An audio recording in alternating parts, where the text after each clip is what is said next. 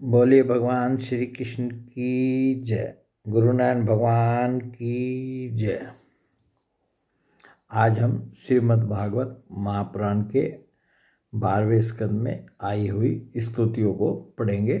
इसमें मुख्यतः 3 स्तुति आई हैं और सबसे पहली स्तुति जो है वो याज्ञवल्क्य मुनि ने भगवान सूर्य की थी। तो इस स्तुति को हम पढ़ेंगे और इस स्तुति का थोड़ा सा जो प्रस्तावना है जहाँ पर ये स्तुति आई है उसको भी पढ़ेंगे। ये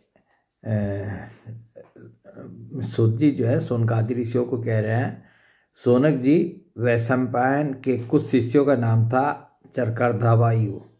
ये स्तुति जो है 12वें स्कंद के 6ठे अध्याय में आई है और 6ठे अध्याय में जो है इसका 6ठे अध्याय का पूरा शीर्षक जो है परीक्षित की परम गति, जन्मेजय का सर्वसत्र और वेदों के शाखा पर भेद। तो जो वेदों के शाखा उनके भेद जो आगे पर शाखा होती चली गई है उसी के संदर्भ में ये प्रसंग है। और उसमें जो है सूत जी जो है इनको सोनक जी को कहे हैं, सोनक जी वैशंपायन के कुछ शिष्यों का नाम था चरकाधर्वियो।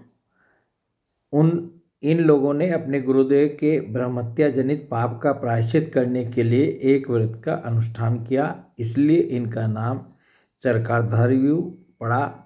वैशंपायन के एक शिष्य याज्ञवल्क्य भी मुनि भी थे। उन्होंने अपने गुरुदेव से कहा, अहो भगवान, ये चरकाधर्वियो ब्राह्मण तो बहुत ही थोड़ी शक्ति रखते हैं, इनके व्रत पालन से लाभ ही कितना है। मैं आपके प्रायश्चित के लिए बहुत ही कठिन तपस्या करूँगा। याज्ञवल्क्य मुनि की यह बात सुनकर वैशंपायन मुनि को क्रोध आ गया। उन्होंने कहा, बस चुप रहो। तुम्हारे जैसे ब्राह्मणों का अपमान करने वाले शिष्य की मुझे कोई आवश्यकता नहीं है। देखो, अब तक तुमने मुझसे जो कुछ अध्ययन किया है उसका शीघ्र से शीघ्र त्याग कर दो और यहाँ से चले जाओ। याज्ञवल्क्य देवरात के पुत्र थे। उन्होंने गुरु की आज्ञा पाते ही उनके पढ़ाए हुए यजुर्वेद का वमन कर दिया और वे वहाँ से चले गए। जब मुनियों ने देखा कि याज्ञवल्क्य ने तो यजुर्वेद का वमन कर दिया, तब उनके चित्त में इस बात के लिए बड़ा लालच हुआ कि हम लोग किसी प्रकार इसको ग्रहण कर लें, परंतु ब्राह्मण होकर उगले हुए मंत्रों को ग्रहण करना अनुचित है। ऐसा सोचकर वे तीतर बन गए और उस संहिता को चुग लिया।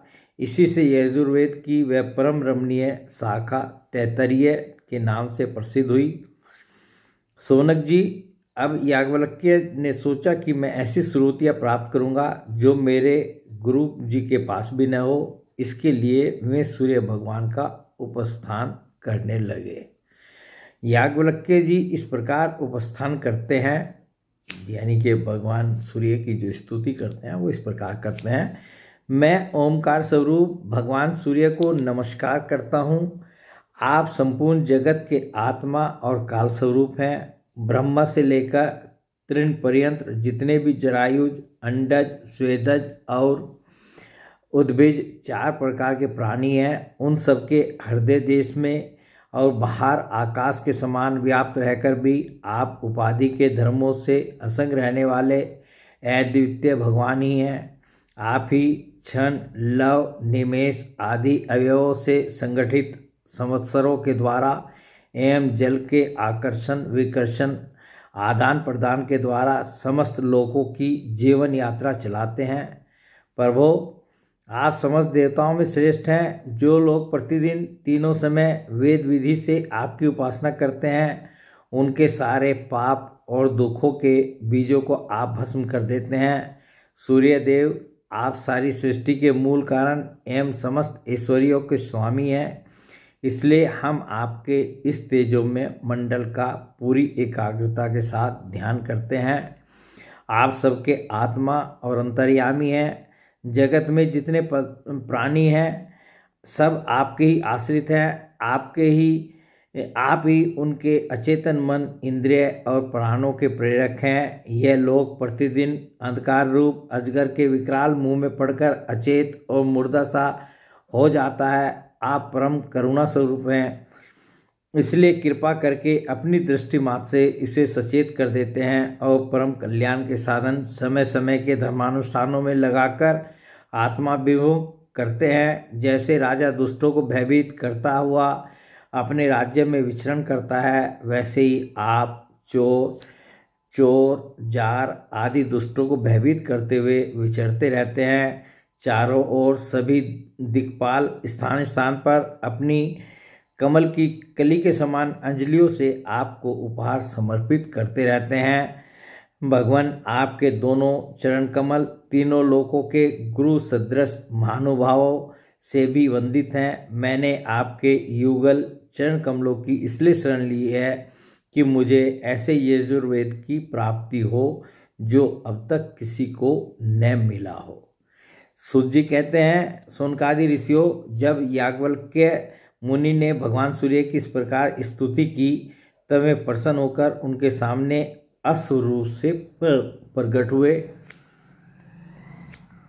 और उन्हें यजुर्वेद के उन मंत्रों का उपदेश किया जो अब तक किसी को प्राप्त न हुए थे। तो एक ये स्तुति जो है, जो याज्ञवल्क्य मुनि ने भगवान सूर्य की थी, इसको हमने पढ़ा सुना। बोलिए भगवान श्री कृष्ण की जय, गुरु नारायण भगवान की जय।